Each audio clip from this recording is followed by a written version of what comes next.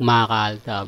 Ito na naman po ang inyong lingkod, si Mr. Destiny. At magbibigay po tayo ng pinakamainit na update po ngayon sa pananghalian mga kaaltab. Ito yung pinaka-latest post ni Daddy Bay mga kaaltab, na kung saan nga po talagang umaayon pagdating po sa social media. Di po ba? Yan ang ganti niya sa mga post na talagang wala naman po daw kakwenta-kwenta.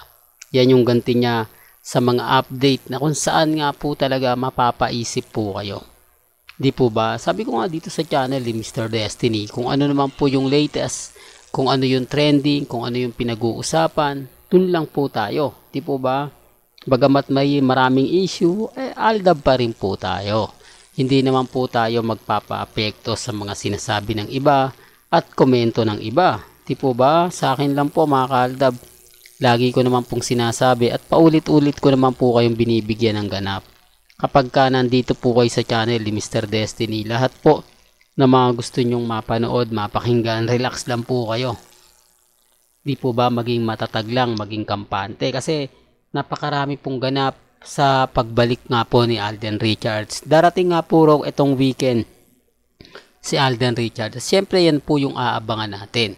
Yan po yung tututukan natin. Kung ano nga po ba ang una niyang gagawin pag uwi niya ng Pilipinas.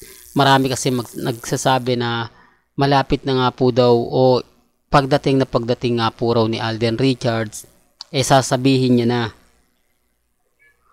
kung kailan nga po raw ang day o ng shooting ng cinema day. Ibig kong sabihin mga kaldab, kung kailan nga po ang showing ng pelikula na Out of Order nila Heaven Paralejo. Di po ba? Sabi ko nga po sa inyo, kita nyo yung pagpupromote ni Heaven, di po ba? Sa pelikula nila ni Alden Richards. Medyo maganda po ito dahil kumbaga hindi ine-expect ng iba na si Heaven nga po yung makakasama ni Alden Richards. Medyo, syempre kay Alden Richards, normal na lang yan. Kaya lang kay Heaven, medyo matindi yan. Di po ba? Sabi nga ni Heaven, malaking pagsubok nga po raw ang kakaharapin niya dahil, kumbaga, Alden Richards yan eh. Di po ba?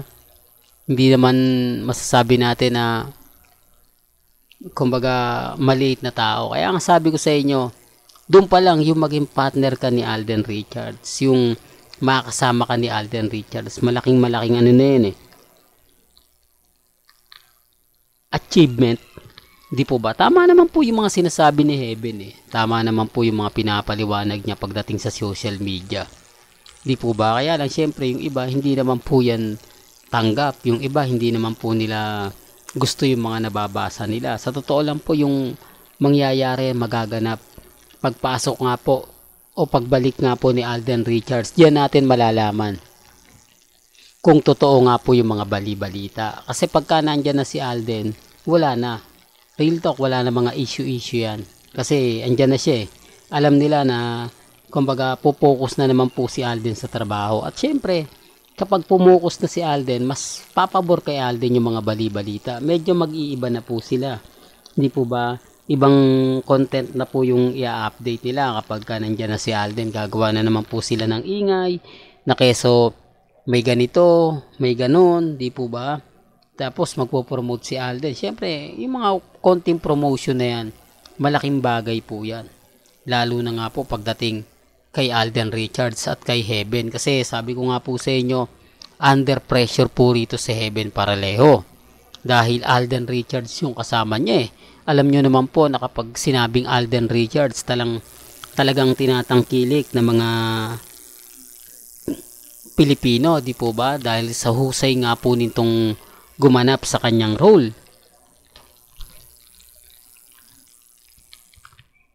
Kaya nga po under pressure po talaga. Sabi ko nga po sa inyo mga kaaldab, lalo na po yung mga sumusubaybay sa Eat Bulaga, makikita nyo, mababasa nyo yung mga comment na talagang mapapaisip din po kayo.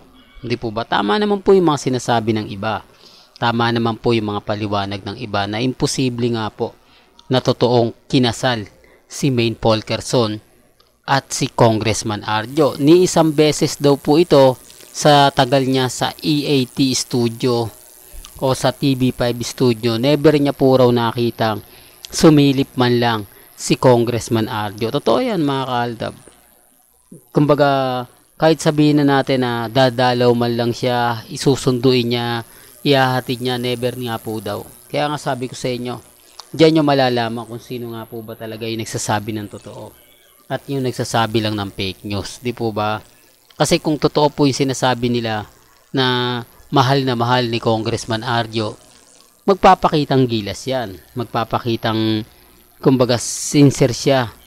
Di po ba? Kahit sabihin na natin na sobrang dami ng trabaho sa Kongreso, siguro naman po, kapag Sabado, libre siya. Di po ba? Po pwede siyang maghatid at syempre po pwede po siyang magsundo. Pero gaya na sinabi natin at sinabi nga po ng taong kumbaga mapagkakatiwalaan, sa tagal niya sa EAT, never nga po niyang nakita.